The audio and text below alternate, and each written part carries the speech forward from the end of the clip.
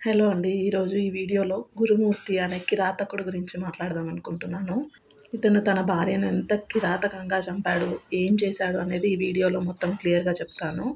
అయితే ఫస్ట్ గురుమూర్తి అనే వ్యక్తి చాలా తన భార్య మీద అనుమానం చాలా పెంచుకున్నాడు. తను రోజు బయటికి ఫ్రీ బస్‌లో వెళ్ళి రావడం, అటు ఇటు తిరుగుతుంటుంటే "నువ్వెవరితోనో తిరుగుతున్నావని ఇంట్లో నుంచి ఎప్పుడు గొడవలు వినిపిస్తూనే ఉంటాయి" అని పక్కన ఉన్నవాళ్ళు కూడా చెప్తున్నారు. అయితే మొన్న సంక్రాంతి పండగకి పిల్లల్ని హాలిడేకని పంపించి తను, తన భార్య ఇద్దరూ కలిసి సంక్రాంతికి వస్తున్నాం సినిమాకి వెళ్ళి అక్కడి నుంచి ఇంటికి రాగానే తన సీసీటీవీ ఫుటేజ్‌లో అక్కడికే తను ఎంటర్ అయినట్టు, ఆ అమ్మాయి ఎంటర్ అయినట్టు రికార్డ్ అయింది. తర్వాత ఏం జరిగిందనేది ఒక్కొక్కటిగా చెప్తాను. అయితే గురుమూర్తి అనే వ్యక్తి ఆర్మీ పర్సన్. తనేంటంటే తను పాపం మిడిల్ క్లాస్ నుంచి వచ్చిన అమ్మాయి కాబట్టి బయట ఎక్కడైనా తక్కువకి ఏవైనా సరుకులు దొరుకుతాయి అని అంటే వెళ్ళే వ్యక్తి అట్లా అన్నట్టు. అన్నీ చిన్న చిన్న వస్తువులను కూడా కొంచెం పొదుపుగా చేసి పిల్లలకు అవసరం పడుతుంది అని ఆలోచించే వ్యక్తి. తిను ఆర్మీ పర్సన్ రిటైర్ అయిపోయాడు. సో రిటైర్ అయిపోయాక రిటైర్ అయిపోయి ఖాళీగా ఇంట్లోనే ఉంటున్నాడు. సో ఖాళీగా ఇంట్లో ఏం తోచక ఇలాంటి దిక్కుమాలిన పని చేశాడనుకుంటా.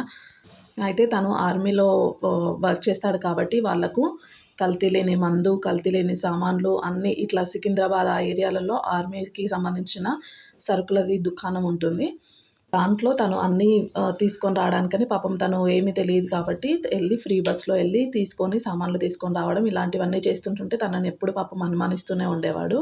అయితే ఇతను పక్కా ప్లాన్ ప్రకారం వాళ్ళ పిల్లల్ని తన అమ్మగారింటికి పంపించి తను మా తను మంచిగా ఉన్నాను అని నమ్మించడానికి 'సంక్రాంతి వస్తున్నాం' సినిమాకు తీసుకెళ్ళి అక్కడి నుంచి రిటర్న్ ఇంటికొచ్చిన తర్వాత అక్కడ జరిగిన ఇన్సిడెంట్ ఏంటంటే తనని ముక్కలు ముక్కలుగా చేసి మళ్ళీ ఎక్కడ ఏం ప్రూఫ్ దొరకకుండా ఉండాలి అనేది తన ప్లానింగ్. దీనికోసం ముందుగా ఒక కుక్కని తీసుకున్నాడు. కుక్కని తీసుకొని ఇంట్లో ఈ ప్రయత్నం మొత్తం ట్రై చేశాడు. ఆ కుక్కని పాపం పీసులుగా అదేం పాపం చేసిందంటే తనని కూడా పీసెస్‌గా కట్ చేసి దాన్నొక కుక్కర్‌లో ఉడికిచ్చి దాని బోన్స్‌ని మళ్ళీ పీసెస్ కింద మొత్తం నలగడానికి రోటీ మేకర్‌లో దాన్ని కాల్చేసిన తర్వాత తీసుకొచ్చి దాన్ని దంచే దాంతోని రోలుతోని మొత్తం కొట్టి, మొత్తం పౌడర్ చేసి దాన్ని తీసుకెళ్ళి ఒక్కొక్క ప్లేస్‌లో వదిలాడు. సో, అది ఎవ్వరు గుర్తుపట్టలేదు. సో, తను ఇలా చేయొచ్చు అనేది తను ఇంతకు ముందుకే ప్రిపేర్ అయ్యున్నాడు. ఇదే సేమ్ తన భార్య విషయంలో జరగాలి అన్నట్టు తను ఎగ్జిక్యూట్ చేద్దాము అన్నట్టు ట్రై చేశాడు. అయితే దీనికోసం యూట్యూబ్ మొత్తం సెర్చ్ చేశాడు. యూట్యూబ్‌లో మంచిగా ఏ వీడియో ఉంది, ఏది చేస్తే మళ్ళీ దొరకకుండా ఉంటామని ఇవన్నీ వీడియోస్ సెర్చ్ చేశాడు. సెర్చ్ చేసి ఫైనల్‌గా ఇది డిసైడ్ అయ్యాడు.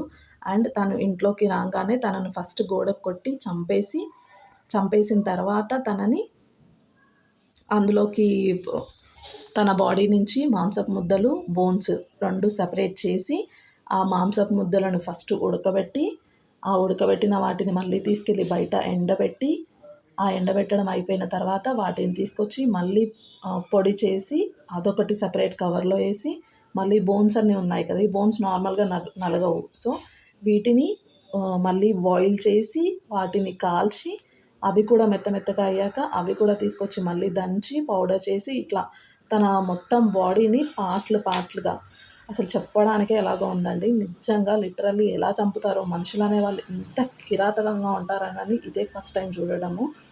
ఇట్లాంటి మనుషులు కూడా భూమి మీద ఉన్నారంటే అమ్మో! అసలు మామూలు విషయం కాదు.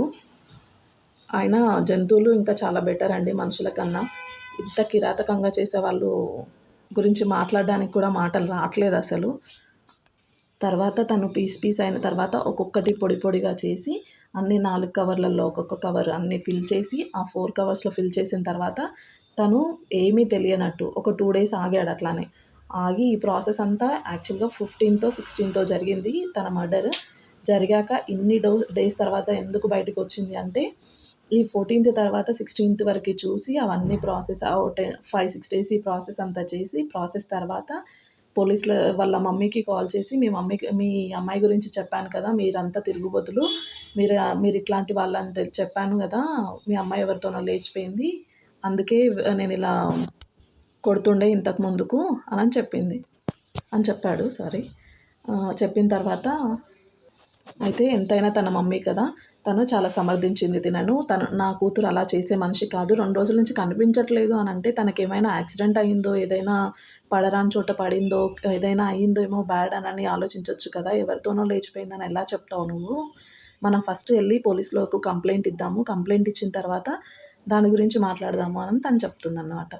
అప్పుడు ఈ గురుమూర్తి లేదు అసలు పోలీస్ కంప్లెయింట్ ఇయ్యాల్సిన అవసరమే లేదు. మీ అమ్మాయి ఖచ్చితంగా ఎవరితోనో వెళ్ళిపోయింది అనని చెప్తే వాళ్ళ అమ్మ లేదు లేదు నీ సంతకాలు అవసరం ఉంటది కాబట్టి నువ్వు కూడా రావాలి, వచ్చి సైన్ పెట్టాలి అనంటే సరే అని బలవంతంగా పోలీస్ స్టేషన్‌కి వెళ్ళి తనే కంప్లెయింట్ ఇచ్చారు.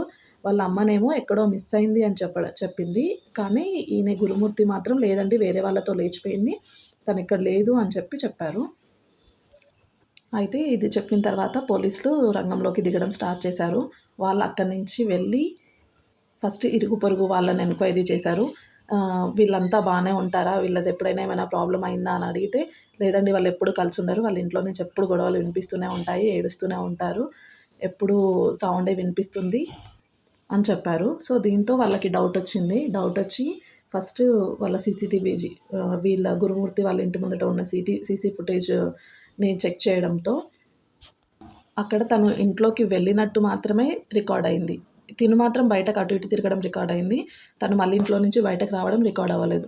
సో, ఇక్కడే పోలీసులకి డౌట్ వచ్చింది. ఏంటి ఈ అమ్మాయి ఎళ్ళిన అమ్మాయి బయటకు రాకుండా ఎందుకు రికార్డ్ అవ్వలేదు తిన గురించి? తినొక్కడే బయటికి రావడం ఎందుకు రికార్డ్ అయింది?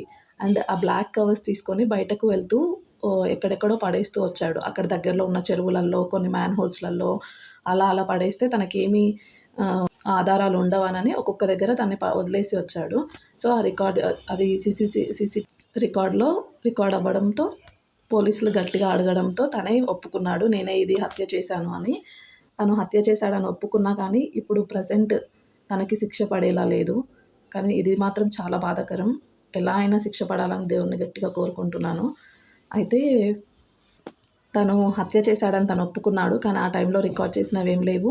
అండ్ బయట సీసీటీవీ రికార్డ్‌లో కూడా జస్ట్ తను వెళ్ళినట్టు మాత్రమే ఉంది. ఎక్కడ చంపినది కానీ, తన మాంసపు ముద్దలు కానీ ఏవైనా ఒక్కటి దొరికినా డీఎన్ఏ టెస్ట్ చేసి పట్టుకునేవాళ్ళు. సో, ఇప్పుడు ప్రెజెంట్ మన దగ్గర ఏ ప్రూఫ్స్ లేవు కాబట్టి కోర్టుకెళ్ళినా ఇది మధ్యలోనే ఆగిపోయేలా ఉంది. సో, ఏదో ఒకటి జరిగి తను మళ్ళీ పోలీస్ స్టేషన్‌కి వెళ్ళి అక్కడే జీవిత ఖైదీ అవ్వాలనని అందరం కోరుకుందాము. Thank you.